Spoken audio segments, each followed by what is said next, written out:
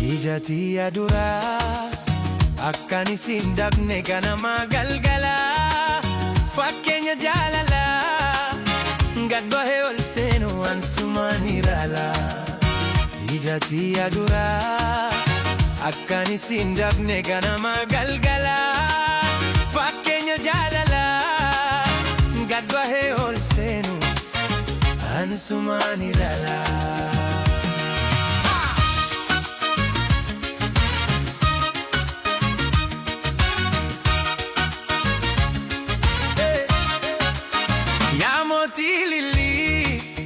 Bogeeti jaalala akka hin tolloine si tolche gaddisa teessoon kee haa taatu onnee tiyya keessa.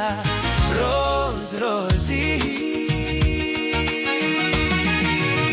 Rose Rosie, ijati duraa akkan isin daqne ganama galgala fakkeenya jaalalaa gad bahee ol seenu ansumaan ilaala.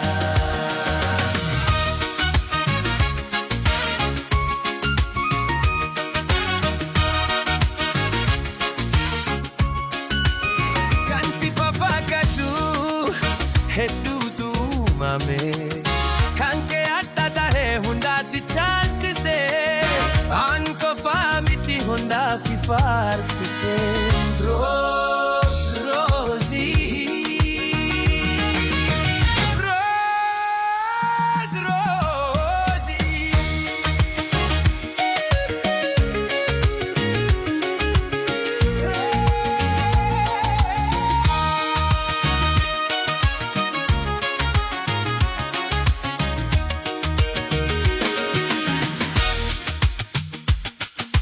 Mimi nakupenda wewe sana Rose.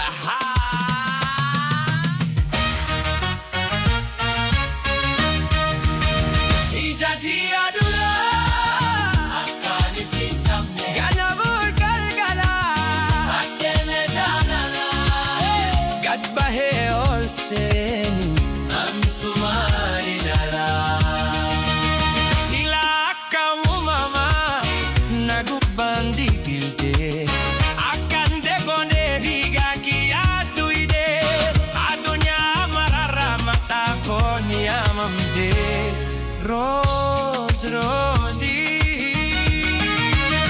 Rose Rosie, ijati duraa akkan isin daqne ganama galgala fakkeenya jaalalaa gad bahee ol seenu ansumaan ilaala.